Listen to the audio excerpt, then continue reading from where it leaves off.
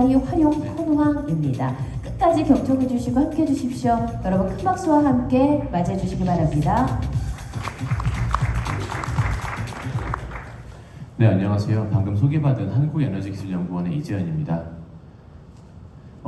아마 뉴스에서 많이 보셨겠지만 이번에 노벨상이 굉장히 AI 쪽으로 쏠림이 굉장히 심했습니다. 그래서 앞으로도 정말 이쪽으로 관심이라든가 뭐 투자라든가 좀 이런 게 많이 있을 것 같다는 기대도 해보는데요. 요즘에 생성 AI가 워낙에 핫하다 보니까 저희 이제 실무자로서 뭐 실장이긴 하지만 실무자입니다. 실무자로서 좀 많이 보기에 이상한 이야기들이 많이 보입니다. 그 중에 몇 가지 오해가 있는데 제가 보기에 크게 두 가지 오해가 좀 있는 것 같습니다. 하나는 저 같은 연구원들의 경우에 생성 AI를 사용해서 우리 영역이 효율화할 수 있다. 이게 첫 번째 오해고, 두 번째가 생성 AI를 쓰면 연구자의 역량이 향상된다. 또 이런 오해가 있는 것 같습니다. 첫 번째 명제에 대해서 말씀을 드리면은 뭐 다 틀린 말은 아니고요. 예, 부분적으로 맞습니다. 효율화하시는 곳이 있지요. 하지만 제가 본 자료들에 이런 표현들이 있습니다. 생성 AI를 이용해 연구 데이터를 공유한다. 공유를 활성화한다. 이런 게 나름 좀 이제 무시할 수 없는 문서 같은 데 써 있고, 생성 AI를 이용해 연구자 간의 협력을 강화한다. 이런 말도 있습니다. 그냥 뭐 올마이티 같은 느낌의 수식어가 너무 많이 붙어서 좀 우려스러운 부분이 있고요. 예, 그리고 역량이 향상되는 말이 있는데 제가 묻겠습니다. 여러분 스마트폰 지금 한 20년 가까이 쓰고 있을 텐데 전화번호 몇 개나 외우십니까? 스마트폰처럼 그 메모장으로서의 또 전화번호부로서의 기능을 하는 것들을 많이 썼을 때 전화번호를 더 외우는 게 덜 외우죠. 많이 까먹죠. 그리고 우리가 저 같은 사람이 안경을 쓰고 있는데요. 저 눈이 나쁘니까 안경을 씁니다. 안경에서 잘 보입니다. 하지만 안경이 시력을 회복시켜주진 않습니다. 그냥 나쁜 사람도 잘 볼 수 있게 하는 도구일 뿐이죠. 그리고 차를 타면은 먼 거리를 빨리 갈 수 있습니다. 제가 지금 신촌에서부터 여기까지 택시 타고서 1시간 만에 왔는데 걸어가면 4시간 다시 걸릴 만한 거리죠. 하지만 그렇다고 택시를 타고 다닌다고 제 다리 근력이 좋아지는 게 아니라 퇴화하죠. 살은 찝니다. 비만이 늘고 있죠. 마찬가지 논리라면은 생성 AI를 많이 썼을 때 역량이 향상되기를 바라는 거는 그 반대일 겁니다. 하지만 이럴 수 있을 겁니다. 생성 AI를 사용해서 되게 여러 가지 일들, 얘가 할 수 있는 일들의 도움을 받아서 시간을 세이브를 하고 그 시간 동안에 역량을 높이기 위한 다른 일들을 한다. 내가 고민을 사색을 하고 독서를 하고 토론을 하고 사람들과 교류를 하고 그리고 뭔가 여러 가지 자극을 주는 뭐 그림을 그리거나 음악을 듣거나 아니면 가족과의 시간을 보낸다. 이러면 역량이 올라갈 수 있을 겁니다. 완전히 별개이기 때문에 이거는 좀 구분을 해야겠다는 생각이 요즘에 여러 분들을, 특히 높으신 분들을 만나면서 많이 들어서 일단 이렇게 시작을 해보겠습니다. 그 인공지능이라는 말이 너무 일반적으로 쓰이는 것도 좀 문제가 된다고 보고 있습니다. 사실 이게 오늘 내일의 일들은 아니고요. 예전에 알파고 나왔을 때는 모든 걸 다 알파고를 우리 회사에 도입한다 뭐 이런 말도 있었고요. 말도 안 되는 거죠. 반도체 회사에서 알파고를 도입해서 뭘 하겠습니까? 그런 식으로 뭔가 얘가 그냥 굉장히 강력한 녀석이다. 이거를 쓰면 우리의 고민들이 해결이 될 것이고 우리 문이 풀릴 거다라는 막연한 기대가 있는데 지금 인공지능이라고 불리는 것들에는 이런 것들이 있는 것 같아서 제가 정리를 해봤습니다. 자동화가 있습니다. 사람의 노동을 자동으로 처리해서 대체하는 겁니다. 서류를 처리한다든가 뭐 소식 알림이라든가 여러 가지 있을 거고요. 데이터 분석은 자동화라고 보기 좀 어렵습니다. 뭐 문제가 있고 뭔가 찾고자 하는 인사이트가 있을 때 정말 모래밭을 파헤치는 심정으로 열심히 막 밤을 새기도 하고 하면서 하나를 딱 끄집어내는 이런 것들이 이제 인사이트를 발굴하는 게 데이터 분석일 거고요. 계산 모델은 사실 계산 모델이라고 뭐 했을 때 뭐 시뮬레이션 이런 것들이 이제 디지털 트윈이랑 엮이면서 인공지능으로 분류가 되기도 하고 주장을 하시는 분들도 많이 있는데 정작 저분의 전문가들께서 본인들이 하시는 일을 인공지능 부르는 것에 동의를 할지는 잘 모르겠습니다. 근데 일단 여기 있는 계산 모델이라고 넣어놓은 거는 저렇게 부르는 분들이 있기 때문에 넣어놓은 거고요. 물리랑 화학 같은 이런 식의 모델에 기반을 해서 전문가들이 만든 것들이죠. 엔시스라든가 파스 뭐 이런 것들이 있을 것이고요. 그리고 얘들은 모델에 내재된 그 가정의 한계를 벗어나기 힘들다는 단점이 있습니다. 그리고 특화 AI, 이번에 노벨 화학상을 받은 알파폴드가 여기에 해당됩니다. 알파폴드의 지능이 어쩌고 예전에 알파고의 뭐 지능 수준이 인간을 초월하고 하는데 얘들은 지능을 측정조차 불가능합니다. 사람과 말이 통하지 않거든요. 얘들은 그냥 굉장히 특정한 일 하나를 엄청나게 잘하는 것이고 사실 대부분의 이공계 전문가들이 여기에 좀 가깝습니다. 자기 분야 아니면 굉장히 뭐 일반 상식도 부족한 경우들이 많이 있는데 그게 굉장히 심화된 느낌인 거죠. 그래서 특화 AI들은 그 공개된 데이터들이 아니라 내부의 데이터들로 각자 만들어야 되는 경우들도 많이 있고 보통 수치적인 것들을 많이 다룬다는 것들이 있습니다. 그리고 마지막이 생성 AI인데 생성 AI는 현재 개인이 만들기는 굉장히 어렵고요. 적어도 빅테크나 아니면 빅테크에 준하는 뭐 능력을 가진 분들이 좀 오픈소스를 받아서 파인 튜닝을 하는 이 정도인 것 같습니다. 얘들은 글과 그림과 음악과 영상을 생성을 하고 보편적인 수준보다는 조금 약간 높은 수준으로 생각이 되는데 그 정도에 대한 건 답변이 가능합니다. 하지만 우리 회사의 문제라던가 내가 지금 가지고 있는 우리 집안의 문제 이런 거에 대해서는 답을 못합니다. 데이터가 없기 때문에요. 그래서 생성 AI를 우리 연구원에 도입해서 또는 우리 뭐 회사에 도입해서 우리 회사의 문제를 해결한다. 쉽지 않습니다. 특화 AI를 만들 일입니다. 이 부분을 조금 이렇게 짚고 넘어가겠습니다. 저희 연구원에서 여러 가지 지금 소개드린 많은 AI들을 다양하게 쓰고 있습니다. 그 중에서 자동화 관련해서 쓰고 있는 거를 소개를 해드리면은 저희 연구원의 김덕환 박사님이라는 분께서 RPA를 이용해서 그 뉴스 메일링 서비스를 만들었습니다. 매일 아침 7시, 8시에 이렇게 저희 에너지 연구원이니까요. 에너지 기술의 최신 뉴스들이 이렇게 오기도 하고요. 사실 여기 이렇게 메일링을 받지 않았으면 몰랐을 굉장히 제가 관심 있는 뉴스들을 봐서 아침에 이제 출근하다가 한번 클릭해서 한번 보고 이렇게 합니다. 그리고 얼마 전부터 저희 연구원에 서비스 되고 있는 게 이건 자동화인데요. 그 과제 제안서, 연구 계획서 시즌이지 않습니까? 이제 할 때 이제 어떤 연구를 하겠다, 어떻게 하겠다까지는 전문가들의 그 지식과 경험이 굉장히 많이 필요한데 그쪽에 이 연구 책임자의 역량을 증빙하기 위해서 어떤 과제들을 수행을 했고 어떤 논문을 냈고 어떤 특허를 냈고 하는 것들은 굉장히 사무적인 일들입니다. 그리고 여기에 그 과제 참여자들이 어떤 학과를 나왔고 무슨 뭐 이런 것도 다 써야 되고 과학기술이 뭐를 써야 되고 하는 게 사실 그 전문성이 필요한 게 아니라 그냥 데이터를 가지고 오는 일이 필요한 건데 이거 하느라고 막 제가 작년 이맘때 새벽까지 일을 한 적이 있거든요. 도저히 안 돼 싶어서 건의를 해가지고 이렇게 시스템을 만들게 했었고 그리고 마침 NST에서 저희의 상위 기관인 과기부 밑에 과학기술 연구회에서 공모전을 했는데 여기 대상을 받아서 지원을 받아서 저희 연구원에 구출했습니다. 그 결과 정년 2시간 이상 걸린 일이 10분 이내로 줄었습니다.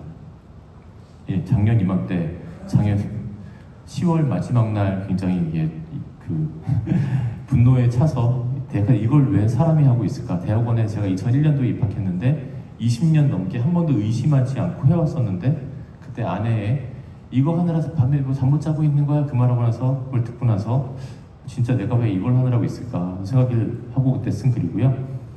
그리고 그 계산 모델 쪽입니다. 요거는 정말 앞에만 해도 뭐 그냥 좀 비슷한 직관적인 경험이 있겠지만 요거는 해당 분야의 그 당사자가 아니면 경험하기 힘든 거죠. 저희 연구원에서 있었던 일도 가지고 왔는데 태양전지를 개발할 때 소재의 물성을 계산한다든가 그리고 하이브리드 전극 소재 저기 사진에 보니까 가장 키 큰 박사님 저희 실원인데요. 저 분께서 소재의 물성을 전문적인 모델을 이용해서 계산을 해가지고 나온 겁니다. 여기에 AI가 쓰였나? 일부 요즘에 넣고 있습니다. 왜냐면은 물리 모델을 고지고대로 계산하기에 너무 시간이 많이 걸리니까 일부를 AI 모델로 근사를 해서 빠르게 하자는 정도로 쓰이긴 합니다만 근본적으로 이런 모델들은 전문가들만 만들 수 있습니다. 아무나 만들 수 있고 뭐 GPT 갖다 쓰는 거 아니고요. 그리고 이 자체만 가지고도 분야에 따라서 굉장히 많은 모델들이 있기 때문에 정말 해당 분야의 당사자가 아니면은 이름조차 들어보지 못한 게 많습니다. 그리고 자동화와 전문성이 엮이면은 이제 자율화 실험실 같은 게 생기는 거죠. 사람 대신에 로봇이 일하는 연구실들이 생기고 있습니다. 저희 연구원의 박지찬 박사님 또 그리고 키스트의 한선수 박사님 같은 분들이 이제 하나씩 만들어가고 있고요. 그리고 요즘에 그 과학기술 분야에서 Autonomous Scientific Discovery라고 하는 제목의 논문이 있었는데 이게 무려 2010년 논문입니다. 2010년도에 나왔던 논문이지만 2004년도에 이거의 첫 논문이 나왔었고 지금은 이제 그 오토노머스 레버토리라고 하는 자율화 실험실 이런 저널이 있을 정도로 굉장히 활발합니다. 그리고 여기에는 예전에는 그냥 자율하면 자동으로 사람이 짜놓은 실험을 반복하는 걸로 생각을 할 수도 있는데 이 그림에서 보시다시피 하이포테시스 제너레이션, 가설 생성이라는 부분과 가설 검증 이런 것들을 AI가 담당을 점점 해가는 추세입니다. 이렇게 섞여 들어가고 있고요. 그리고 여기에는 오픈소스가 굉장히 기여를 할 여지가 많습니다. 왜냐면은 앞에서 말씀드렸던 그 계산 모델처럼 이것도 각 실험실에서 하는 그 아이템 하나하나마다 전용 기기들을 다 따로 만들어야 되기 때문에 이것도 보시면 해외 어떤 그룹에서 나온 논문을 가지고 왔는데요. 여기서 이제 그 인공지능 기반으로 어떤 신물질을 합성하는 경로를 설계하는 거를 이제 오픈소스 기반으로 이렇게 만들어서 이분들도 오픈했던 케이스고, 화학 반응 템플릿 추출행 적용 저희도 오픈소스 기여가 되어 있고요. 이런 식으로 예전 같았으면은 그냥 전문가들만의 영역이었던 데가 AI가 들어가면서 자동화가 들어가면서 오픈소스 들어가는 경향이 있습니다. 예, 관련해 가지고서 꼭 좋은 일만 있는 건 아니고요. 굉장히 실무적으로 고민거리도 많이 있습니다. 네, 생성 AI 현황으로도 넘어가 보겠습니다. 생성 AI 현황은 아마 앞에서도 다른 분들께서 말씀하셨을 걸로 생각이 됩니다만 이제 좀 있으면 두 돌이 됩니다. 챗GPT가 2022년 11월 말일 날 나왔었는데 그때는 인터넷 검색도 못하고 그냥 세종대왕의 맥북을 던지고 그냥 뭐 제가 그때 그 아이들 밥 먹을 거 식단 짜달라고 했더니 고등어를 깍둑썰기를 해서 고추장에 버무리라는 말도 안 되는 그런 것도 있었고요. 바보가 똘똘해 보이지만 바보 같은 면이 있었는데 점점 하나씩 보완이 되고 있습니다. 그 중에 하나가 이제 멀티모달 다중 감각이라고 부르는 내용이죠. 이미지도 읽을 수 있고요. 지금은 GPT 앱에서 이제 음성도 뭐 이렇게 말을 하는 것도 전에는 그냥 말만 그 테스트 투 스피치로 말만 만들었다면 지금은 이제 어조라던가 이런 것도 되고, 그리고 이제 지금 데모에서 보여준 거 보면 내가 숨찬 것도 알아듣고 이런 식으로 되고 있고요. 그리고 지금 느려서 여러분들이 못 느끼고 있지만 촉각이라던가 후각 같은 것들도 연구하는 많이 있습니다. 그러면 우리 인간들처럼 이제 오감과 그리고 그 외의 것들을 이용해서 세상을 인식하는 AI가 되어가고 있고요, 조금씩. 그리고 추론 능력에 샘도 관심 많이 가지고 있습니다. 원래 다 아시겠지만 GPT가 그냥 언어 생성용으로 나왔는데 얘가 뭔가 지식이 있는 것 같네? 그리고 얘가 행간을 읽을 줄 아네? 와, 신기하다. 여기서 이게 굉장히 쓰임새가 많겠다 싶어가지고 많이 연구가 되고 있죠. 근데 예전에는 어떻게 하면 추론 능력을 탑재할 수 있을까 하고 알아봤더니 모델 사이즈를 키워야 되고 데이터도 많이 넣어야 되고 아무나 못하는가 보다 라고 했던 게 불과 작년 초였는데 그 사이에 마이크로소프트를 비롯한 많은 데가 이제 작은 모델들에 집중을 하면서 추론 능력을 강화하는 쪽으로 지금 가고 있어가지고 지금은 이미 핸드폰 안에 들어와 있고요. 삼성전자 S23이죠. 가우스가 들어있는 게 LG 그램이 들어있고 깃허b이 된다. 그 MS 코파일럿이 들어가 있는 노트북도 여러 가지가 있습니다. LG 그램도 그 중에 모델이 있고요. 설치형 LLM이 지금 돌아가고 있는 거죠. 인터넷이 없이 돌아갑니다. 그래서 작아서 성능은 아직 클로드나 GPT에 비할 바는 안 되지만 코딩이라던가 간단한 질의응답이라던가 이런 것들은 충분히 대응이 될 만큼 상당히 많이 바뀌고 있습니다. 또 하나는 에이전트 AI죠. 전에는 특정한 목적을 위해서 수단을 일일이 지정을 했다면 지금은 내가 목적만 얘기를 하면은 자기가 알아서 최선의 길을 찾아가지고 이것저것 해봐서 결과를 가지고 옵니다. 흔히 이제 사람들이 특히 이제 부하 직원들 얘기할 때 일잘러, 일문러 이런 말들을 하는데 일잘러의 특징은 스스로 의지를 가지고 이렇게 시킨 대로 해봤더니 안 되니까 이렇게 한번 해볼까 이런 아이디어를 낸다는 거죠. 그렇게 해서 더 좋은 성과를 가지고 오고요. AI들이 그렇게 행동을 하기 시작하고 있습니다. 이게 얼마 전에 그렸던 그 AI들을 가지고 그린 그림인데요. 일단 공개된 모델 사이즈가 공개된 것들만 그렸기 때문에 전부 다 있지는 않습니다. 좀 약하지만 보시면은 이거 Y2K 로그 스케일인데요. 이쪽으로는 상당히 커다란 모델들이 많이 있습니다. GPT, 클로드 뭐 이런 모델들이 약간 그들만의 리그를 형성을 하고 있는 반면에 또 아래쪽에는 굉장히 짜잘한 모래알 같은 모델들이 많이 있습니다. 보통 이제 메타가 먼저 포문을 열었죠. 그 라마를 공개를 하면서 오픈소스의 길로 들어섰고, 그 뒤쪽에 이제 그 마이크로소프트, 그리고 미스트랄, 그리고 얼마 전에 LG 엑사원 3.0도 7.8 빌리언이라는 작은 사이즈로 나와서 좀 GPU가 좀 있는 분들은 얘를 이제 튜닝을 또 할 수 있게 되고 그렇게 되고 있습니다. 사실 지금은 이런 AI를 쓸 수 있기 때문에 이런 AI를 쓰고 싶어 해요. 저희 연구원 입장에서는. 일단 뭔가 뭘 개발해 라고 하면 지가 다 개발해서 갖고 오면 좋겠죠. 마치 좋은 사람한테 시키는 것처럼. 근데 이 과정에서 공개된 데이터를 내려받은 데이터베이스도 있을 거고, 외부에 나가지 못하는 뭐 연구 계획서 같은 거 못 나가게 돼 있거든요. 이렇게 뭐 아이디어가 담겨 있는 보안 데이터베이스도 있을 거고, 그리고 아까 보여드렸던 자율 실험을 위한 로봇이라던가, 어떤 애들은 이제 혼자 왔다 갔다 하면서 다 옆에 실험실에서 실험하고 오기도 합니다. 이런 뭐 그 자율주행까지 같이 하는 애들까지 좋겠고, 웹컴셋 되면 좋겠고, 그리고 이게 내가 파인 튜닝을 해서 뭔가 이 분야의 지식이라던가 이 분야의 뭐 말투라던가 이런 것들을 더 많이 담을 수 있는 이런 커스텀면 참 좋겠다라고 모두가 생각을 합니다. 하지만 이렇게 하려면은 돈 많이 들죠. 첫 번째로 일단 저런 AI가 아직까지는 GPT나 클로드의 성능에 미치지 못한다고 이제 벤치마크와 별도로 사용자들이 보고를 많이 하고 있기도 하고요. 그리고 저런 AI 운영을 하려면은 GPU도 최소한 DGX H100 정도는 있어야 뭐 좀 해볼까 말까 한 그런 상황들이 되기 때문에, 물론 이제 더 작은 모델들을 더 작은 데 살 수 있겠지만 파인 튜닝 하려면 그렇죠. 이제 그러다 보니까 쉽지 않습니다. 그래서 좀 저렴한 모드로 이렇게 갈 수 있습니다. 약간 욕심을 버리는 겁니다. 돈 드는 것들 빼고 돈 안 드는 것만 남겼고, 여기 있는 거 쓰려면은 이제 드는 비용이 한 달에 3만 원인 겁니다.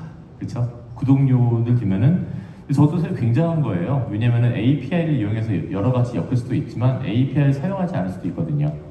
그 중에 하나가 이제 오늘 제가 말씀드리고자 하는 그 커스텀 GPT인데요. 사실 많이 알려져 있어서 새로운 거 없습니다만 제가 쓰는 것들을 공유를 해드리려고 하는데, 제가 만든 거.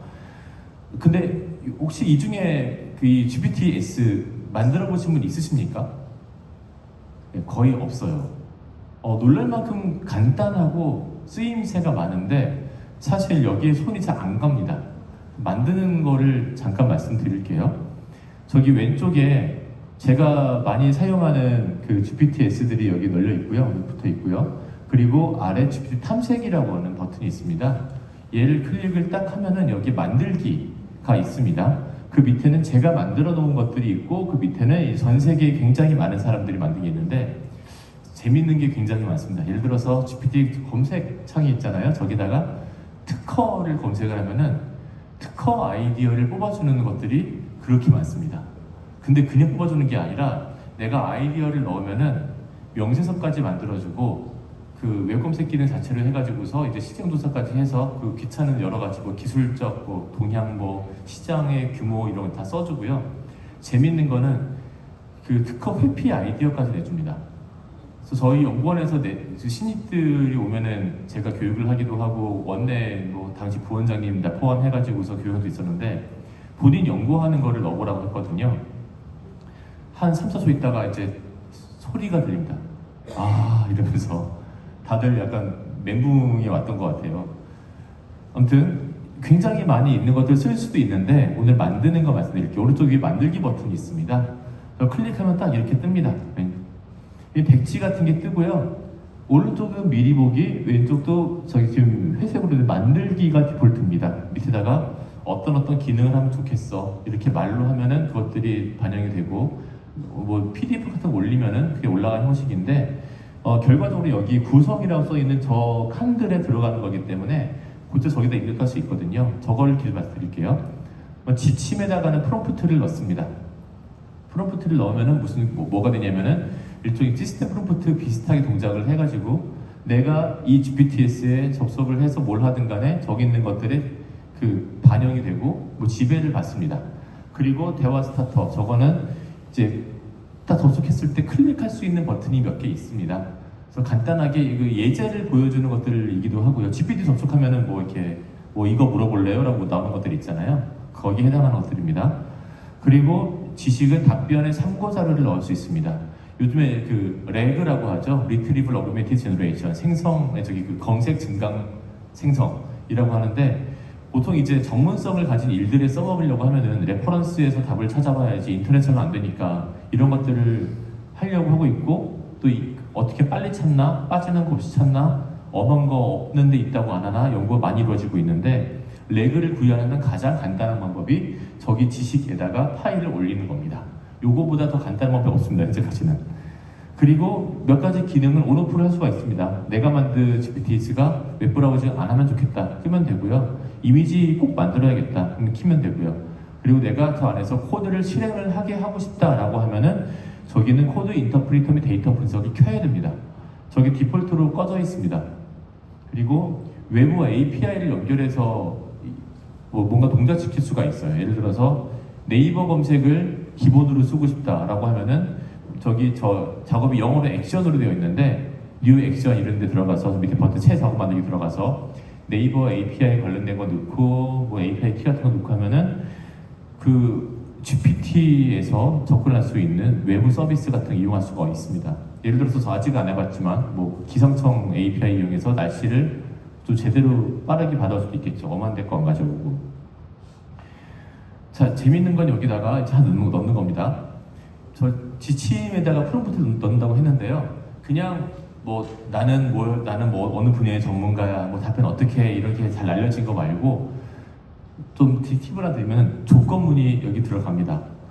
내가 하는 말이 참이면 야옹이라고 하고 거짓이면 멍멍이라고 하고 어려우면 헤이라고 해 라고 하면 if else 이런 거잖아요.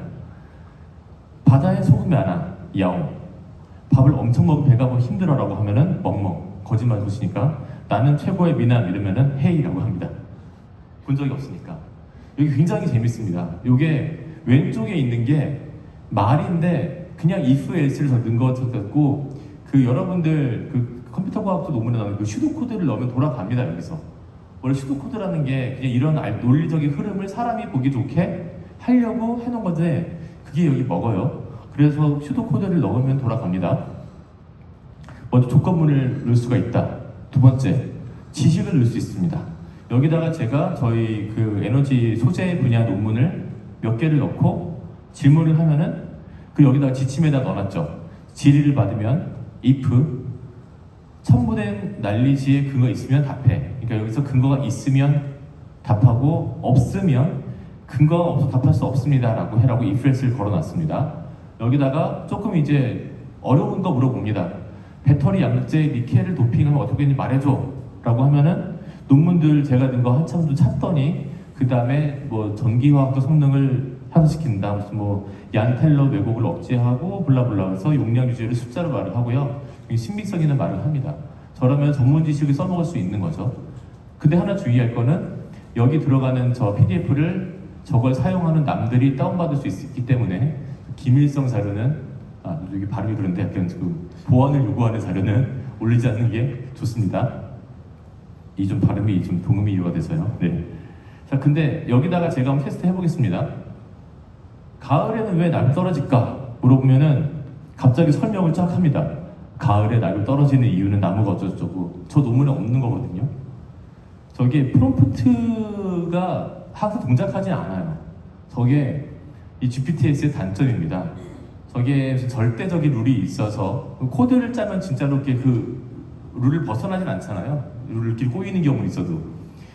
근데 여기다가 저게 말로 하는 프롬프트는 빼먹기도 하고요. 가끔씩 시키지 않은 짓을 하기도 하고 그렇습니다. 지금 같은 경우도 없으면 답할 수 없다라고 해라고 했는데 마지막에 어디 그런 말이 있어라면은 네 없습니다라면서 이렇게 변명을 하고 있는 장면이 나오고 있어요.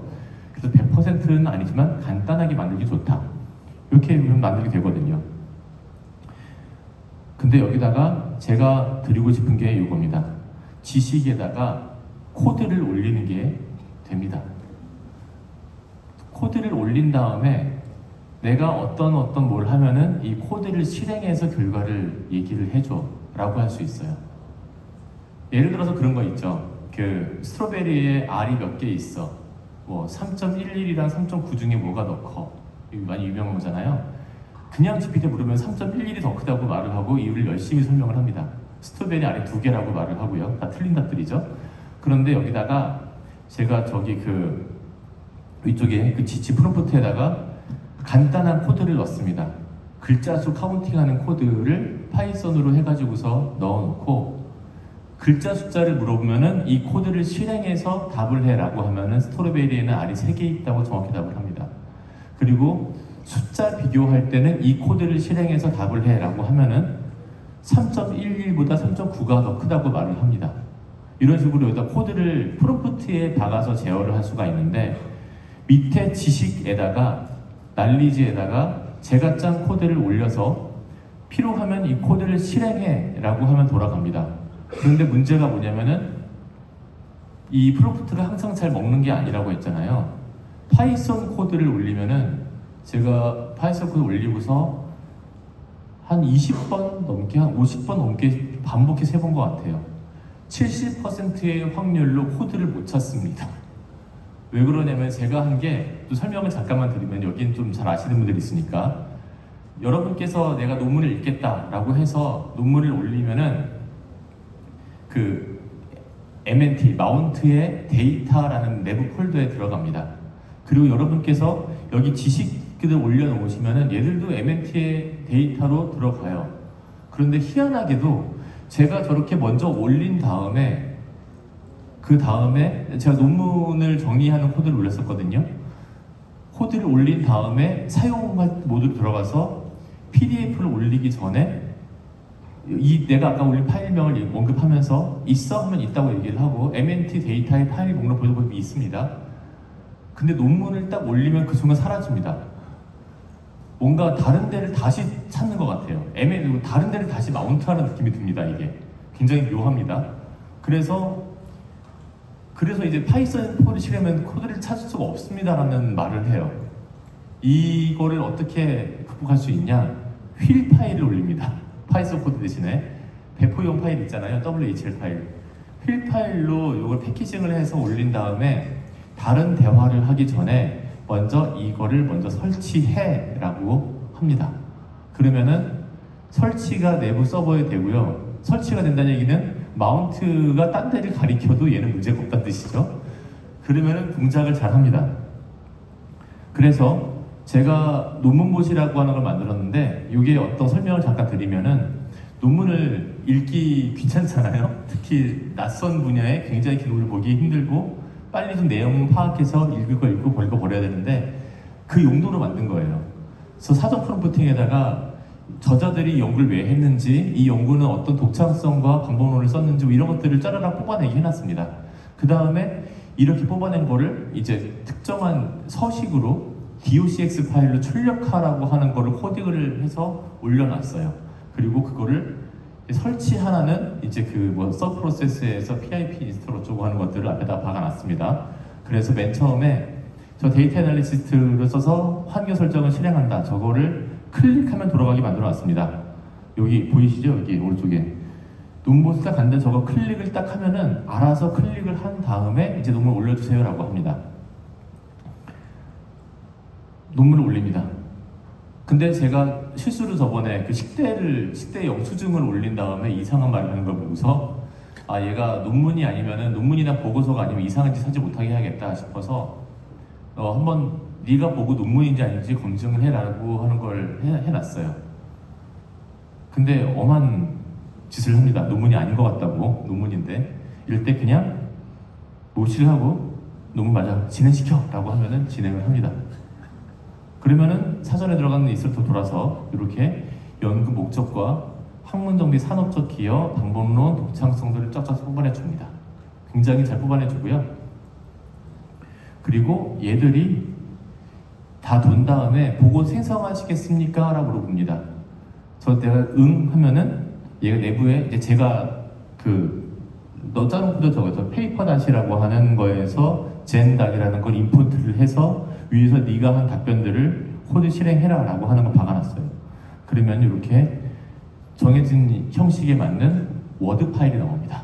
이걸 내가 바꿀 수도 있고 논문을 읽다가 메모하고 저기다 메모해도 되는 거고 굉장히 편리처럼 많을 것 같아요. 쓰고 있고요. 그리고 저렇게 만든 툴들은 장점이 여러 가지가 있는데 첫 번째로 소프트웨어 저작권 등록을 할 수가 있습니다.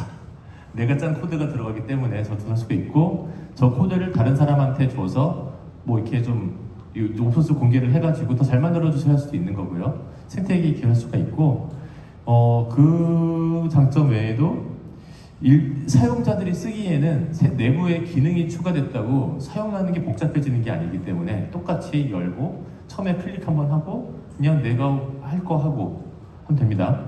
그래서 제가 만든 게 4개가 있어요. 논문봇, 딴지봇, 플랫봇, 물성봇이 있는데 지금 저 논문봇이 2,500번 이상의 지금 그 사용 횟수를 기록하고 있는데 연구원들 사이에서 굉장히 반응이 좋고요. 그리고 저희 연구원 내부에서도 많이 쓰고 있습니다. 그리고 물성봇은 소재 연구 논문 또는 소자 논문 같은 거 넣으면은 데이터를 보려고 논문을 보는 것들이거든요. 논문 넣으면은 데이터를 뽑아서 엑셀로 출력해 줍니다. 뭐 연구의 목적 같은 거 안 뽑습니다. 데이터만 딱 뽑아서 엑셀로 출력 딱 해주고, 플랫봇은 뭐냐면은 이렇게 엑셀로 정리된 것들이 있잖아요. 꼭 얘들이 쓴 게 아니더라도 여러분들 뭐 딴 거 하다가 표로 정리해 뭐 하는 거 하다가 그럴 때 그래프로 그리고 싶을 때 그래프를 보통 그리면 잘 그려주죠. 그런데 얘들이 서버에 그 한글 폰트가 안 깔려있다 보니까는 한글이 들어갈 때 한글 다 깨집니다. 그때도 코리아나이즈 매플라빅 같은 걸 올려서 설치를 시킬 수 있고, 그리고 어떨 때는 글자들이 굉장히 많이 몰려가지고 보기 싫어질 때가 있어요. 그럴 때 글자를 다 떼는 게 굉장히 어려운데 그 글자를 떼는 라이브러리를 올려놔가지고 글자들을 겹치지 않게 분리해줘. 한마디로 싹 분리해줍니다. 사실 아까 보여드렸던 여기 있는 이 그림, 이게 플랫봇으로 한 15분 만에 그린 그림입니다. 굉장히 쉽게 그렸어요. 데이터 올리고 그려줘, 와이프 로그 스킬로 바꿔줘, 뭐 이렇게 블라블라 해서 굉장히 쉽게 그릴 수가 있고요. 딴지봇은 제가 제일 처음 만들었는데 여러분들께서 하시는 말씀에서 무슨 말이건 논리적 약점을 찾아서 시비를 겁니다. 딴 애들은 다 존댓말을 해요. GPT가 그렇잖아요. 근데 얘는 반말합니다. 생각이라는 거 할 줄 아는 거야? 이러면서 저번에 엄한 걸 물어봤더니 지구야 미안해, 인간 이름을 시킨다 이러다 또 하기도 하고요. 제가 일부러 그렇게 말을 하라고 했어요. 왜냐면은 연구원으로서 느끼는 가장 큰 감정 중에 하나가 외로움입니다. 제가 하는 일 저 혼자밖에 모르고 같이 얘기할 사람은 딱히 없고, 이런 일을 대학원 때부터 겪다 보니까 옆에 좀 같이 말할 친구라도 한 명이 생길 때가 있으면 굉장히 반갑더라고요. 그래서 내 친구 역할을 해라. 그래서 약간 남자애를 좀 거칠게 말하는 것처럼 이렇게 지시를 해놨습니다. 그리고 제가 논문 초록을 쓰거나 했을 때 딴지봇한테 딴지를 걸어달라고 하면 기가 막히게 비판을 해줍니다. 비판을 거의 욕을 합니다.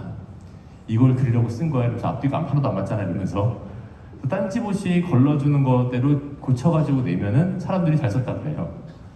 여러분들께서는 이거 전부 다 공개가 되어 있기 때문에 GPT지에서 검색을 해서 쓸 수 있습니다. 그리고 제가 아까 말씀드렸던 코드를 올려서 양식대로 출력을 하게 하는 거는 논문보가 플랫봇 2군데에 지금 반영이 되어 있고요. 나머지들은 다 프롬프트만으로 되어 있기 때문에 조금씩 좀 보완을 해 나가려고 하고 있습니다. 그리고 이런 일들이 제가 앞에서도 말씀드린 거 포함해서 에너지연에서 굉장히 활발하게 움직이고 있습니다.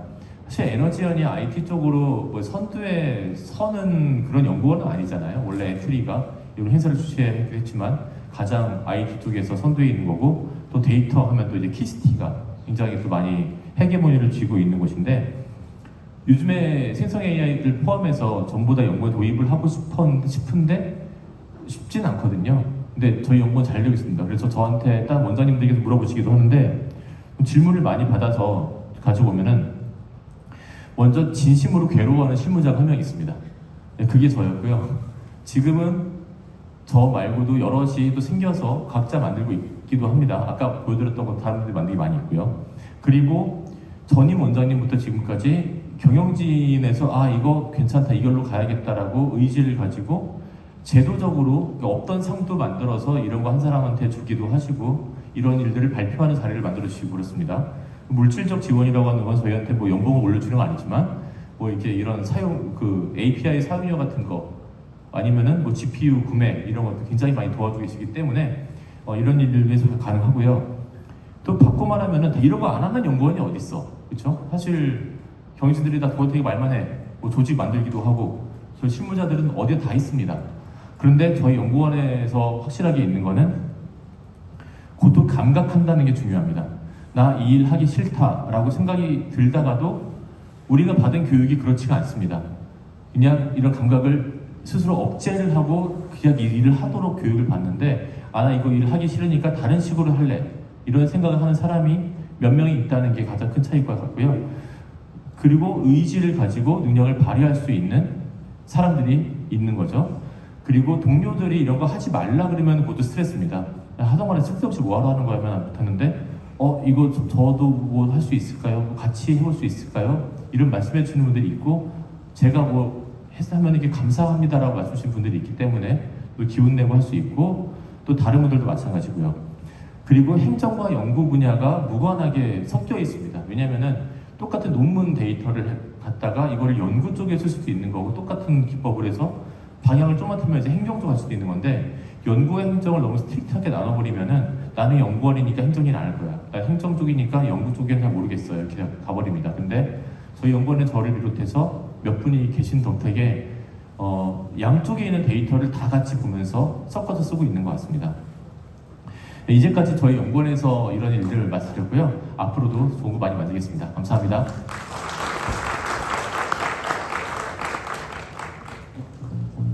네, 마지막 발표까지 잘 들었습니다. 아마 더 이야기 나누시고 싶으실 텐데 오늘 시간 관계상 오늘